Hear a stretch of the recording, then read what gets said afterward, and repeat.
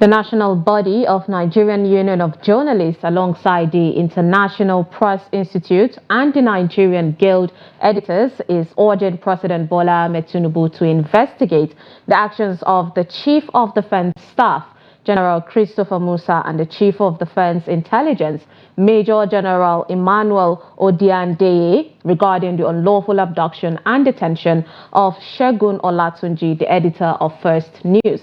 Olatunji was abducted from his residence in Lagos on March 15th, and his whereabouts remain unknown for over 10 days, despite efforts of the NUJ, the IPI, the NGE, and other government agencies to secure his release. The report. 13 days after armed men raided the residence of editor of First News, Segun Olatunji, and abducted him, the National Union of Journalists, International Press Institute, and Nigerian Guild of Editors are calling on President Tinubu to sanction both the Chief of Defense Staff and Chief of Defense Intelligence for orchestrating the abduction of the veteran journalist and hiding his whereabouts, alleging intentions to eliminate him. Speaking during a press conference by the media bodies to announce the release of the First News editor, NUJ National President Chris Isiguzo expressed concerns over what he described as those who are scared of the activities of a free press. I must tell us that it's because of this press conference that is taking place now that really forced the hands of those that held Olatunji to release him. One thing we must understand is the life wire of any democracy is the media. The media remains the oxygen of a working democracy.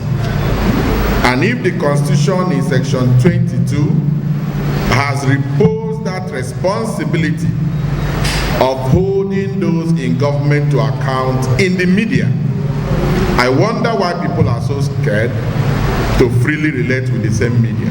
The victim also narrated his ordeal while in military detention.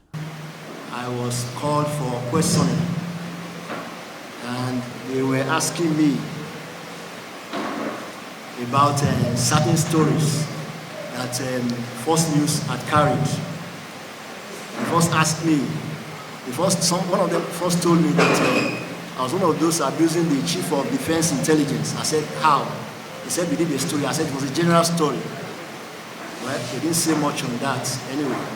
Then they also asked me about a story we carried about the chief of the staff to the president. I think that was a major thing. That's why I told some people earlier that those behind my arrest are people in the corridors of power who are not happy with what First News is doing. Meanwhile, President of the International Press Institute, Nigeria, Musa called on journalists to see Mr. Olatunji's ordeal as a wake-up call on the need for journalists to be their brother's keeper. We have to be more vigilant going forward.